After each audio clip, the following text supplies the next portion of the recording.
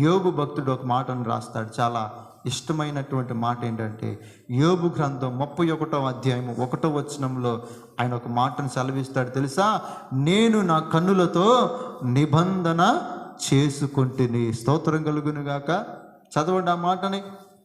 యోబు గ్రంథం 31 మొదటి వచనం. నేను నా కన్నులతో ఒక నిబంధన చేసుకుంటుని, కన్యకును నేను ఎలాగ చూతునని,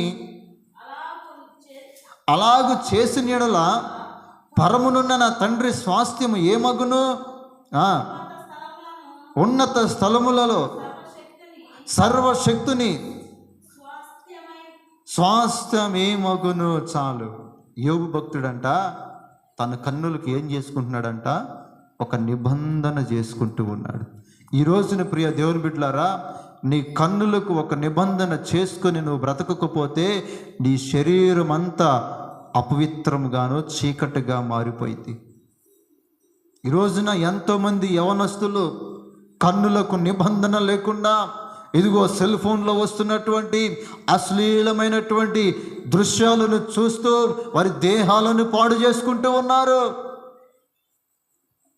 ఈ రోజున అనేక మంది టీవీల ముందు కూర్చొని ఇదిగో వాటిని సమయాన్ని పోనిచ్చుకుంటూ వారి కన్నులు వాటికి అప్పగించుకొని దేవుని కూడా విడిచిపెట్టి సమయమంతటిని కూడా పాడు చేసుకుంటూ ఉన్నారు.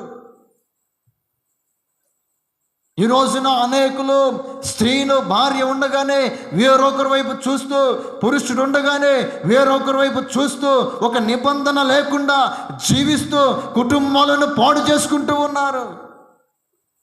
ఈ రోజున నీ కన్నులకు ఒక నిబంధన అవసరమై ఉన్నది.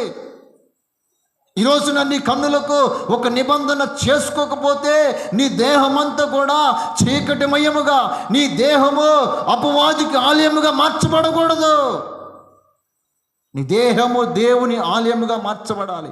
ఎందుకంటే నీ దేహము నీది కాదు.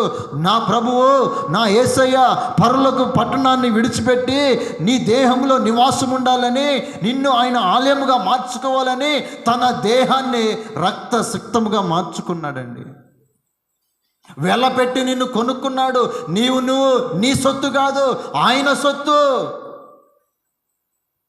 నీవు నీ సొత్తు కాదు, నువ్వు అపవాది సొత్తు కాదు, నువ్వు దేవుని సొత్తు అయి ఉన్నావు.